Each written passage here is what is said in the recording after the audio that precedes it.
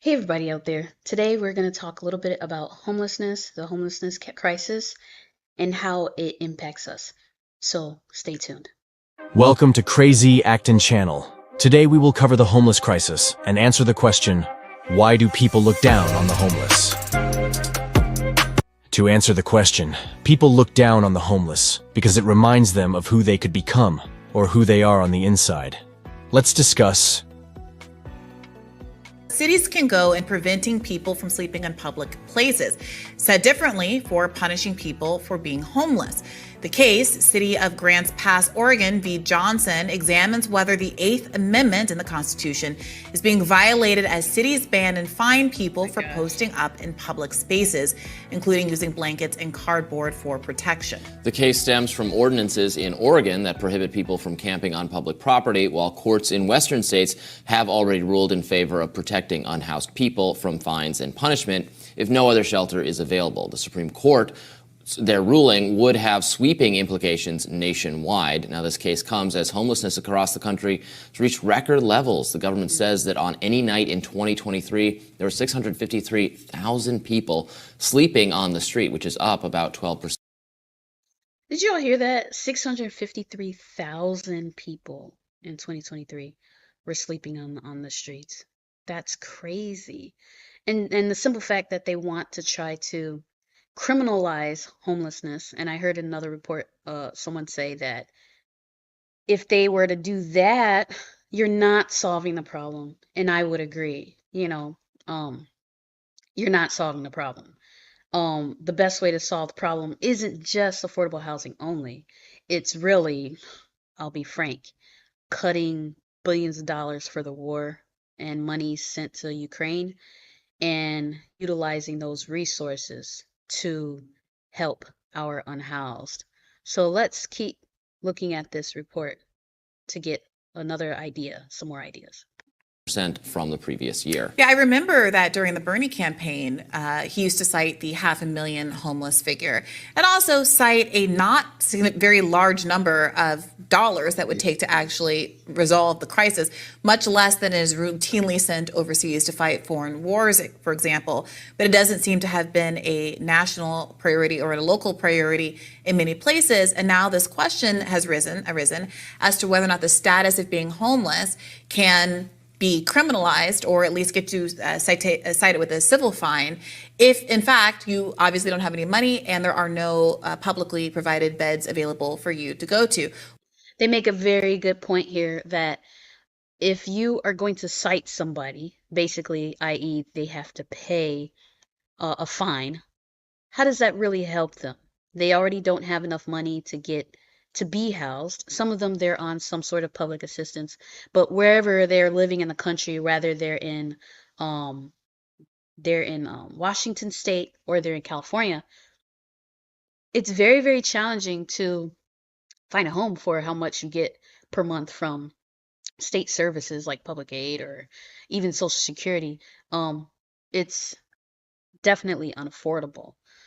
So for them to do this, it's very, very strange to me, but also it doesn't fix the problem.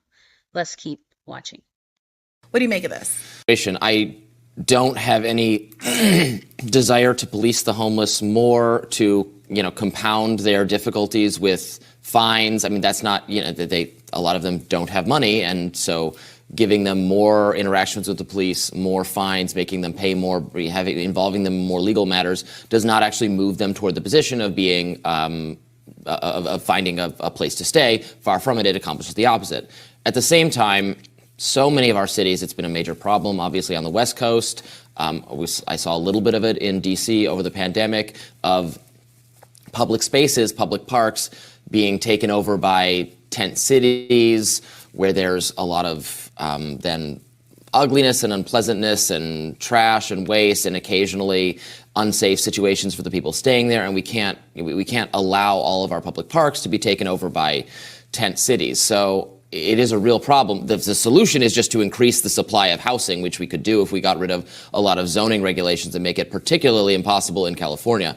I would rather see that as the strategy. Now, some of the homeless people, there's a difference, right? Some are homeless primarily because of economic hardship. Some are living on the streets because they are in such either mental illness, and obviously all these things intersect, but they're having such mental health crises or such terrible drug addiction that they need to be where the drugs are being made available to them. Frankly, they couldn't stay in a even if you gave them a house, they wouldn't be able to stay in it, as we've found out in multiple municipalities. So it's a tough problem, and I'm okay with directing more public resources toward, if you want to call it a mental health help instead of police. Like, these people don't need to be jailed. Jailing is not helping, but some of them do need to be. They need mental health facilities made available to them, and those are interventions I'm perfectly comfortable with. But just letting, in all circumstances, homeless people colonize all of the green spaces in the city is not really a solution. And I would agree with him that homeless people colonizing, as he put it, all the green areas in the city is not the right thing to do. However, at the same time, in order to rectify the situation, the various municipalities, locally, federally, need to come up with an actual solution. For decades, there hasn't been an actual solution. So I think that this report really did a good job kind of explaining it. But here's the main thing here. This impacts everyone in the country from the top to the bottom. That the whole concept and the idea of homelessness does not just impact those who we see on the street. This impacts all the different things going on with jobs, all the different things going on with people losing their job. This actually impacts everyone. Anyone who's lost their job within the past 6 months is at risk for homelessness. I know they're talking specifically about a specific sect of people, people who have had mental illness for a while, who get public aid, people who've been homeless for a long period of time. However, this issue doesn't just impact those people, it impacts everyone. Anyone who's at risk to losing their apartment or homes or whatever is impacted by this crisis. And we cannot ignore that. We cannot talk as if we're aside from this issue because it could happen to any of us.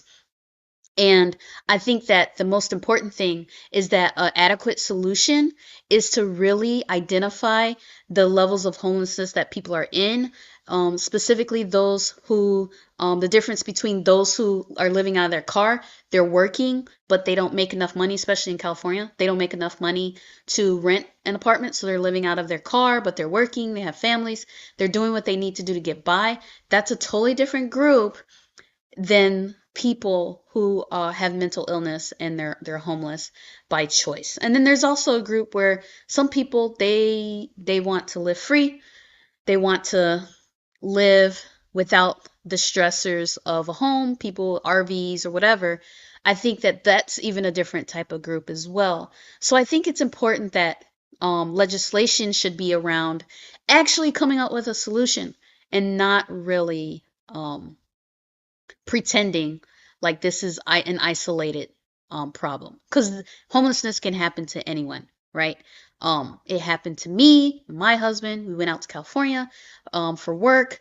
Our jobs ended before we moved out there from the Midwest, and it was a challenging time. And then also too, the view of the people of how they saw us. Having been homeless, but who are looking to start over, we're of working age. We didn't have any straight up mental illness issues or drug issues, but I think that the problem isn't necessarily homelessness as an idea, as a concept. I think the problem is in how our society has set up the whole concept of what it means to be homeless and why people are homeless. There has to be some differentiators and even greater support to help people who are homeless, and especially those who have families, to get into some sort of housing, because not having housing does impact your mental health. And I'm sure there's people who lost their house, or they lost an apartment, they're homeless, they're working, but their mental health was impacted greatly as a result of their situation of being homeless. So I think that's important. That's something that even my husband and I had to deal with, but we also found solutions to be able to try to keep our minds in a position where we were able to come out of it, get great opportunities for work. But it was a challenge. And I think that people aren't really, this is my problem with this whole discussion. People are not really telling the truth and sharing the whole story about the homeless crisis as it pertains to the economy, as it pertains to capitalism, as it pertains to even people's will. Because some people, their whole mindset towards life has to shift so that they can come out of homelessness, or even come out of their situation in order for them to better their lives. So I feel like there has to be a better conversation and a greater conversation in order to really deal with this crisis effectively, but also solutions. Also, immediate solution is to even designate an area right outside the city where people can live, where there's security, billions of dollars going to there, where there could be tiny homes or places where people can go and come as they want. Also, there has to be boundaries around the stuff, if they want to live there, their items, boundaries around how many items they bring in there, because of course, as it pertains to homelessness, being out on the streets, your mind starts to because you experienced a lot of loss, your mind starts to go in a direction where you start to hoard. So that happens. So anyways, this is a great conversation. I think that legislative wise, but also communal wise, it's important that we have a better conversation, but we start to change our mindset so these people can really get the help that they need, and we could actually be more effective. So that's what I want to share about homelessness. Thanks for watching. If you like this video today on homelessness, please give us a like, a share, follow, subscribe. That'll be awesome. And I have more content coming out. And thank you for your time. Thanks for watching.